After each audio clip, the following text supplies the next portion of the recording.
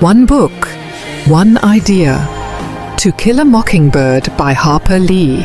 And one of the most interesting ideas in the book is that real courage isn't about winning. It's about choosing to do what's right, even when you know the world may never reward you for it. Reading this again as an adult felt completely different from the first time. What once seemed like a simple coming-of-age story slowly revealed itself as a deeply human novel about empathy, conscience, and the quiet bravery of ordinary people. Through Scout's eyes, we watch childhood innocence collide with the prejudice and injustice surrounding her small Alabama town. At first, Boo Radley is nothing more than a frightening legend invented by children. But as Scout grows older, she begins to understand that fear often comes from not knowing someone, and that the people we judge from a distance usually have stories we'll never see unless we choose to look closer. The emotional center of the novel, though, is Atticus Finch. He defends Tom Robinson not because he expects to win, but because his conscience won't allow him to do otherwise.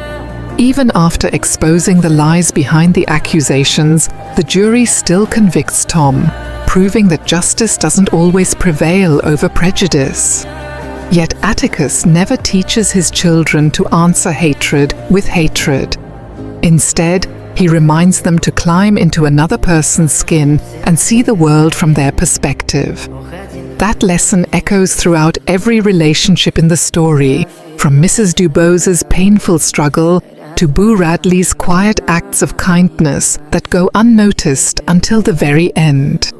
The final chapters completely changed the way I thought about Boo. The man the children feared the most turns out to be the one who risks everything to save them. When Scout finally stands on Boo's porch and looks at the neighborhood through his eyes, she realizes how much she misunderstood him all those years. That moment also ties perfectly to the novel's title. Hurting someone as gentle and harmless as Boo would be like killing a mockingbird. For me, that's why this book has remained a classic for generations. It isn't just a story about racism or growing up. It's a reminder that kindness, empathy, and moral courage are choices we have to make every single day, especially when they're the hardest choices to make. If there's a book you'd like me to review, just drop the title in the comments. Need the ebook? Message me on Telegram. And if this video was useful to you, a small coffee donation goes a long way in keeping this channel going.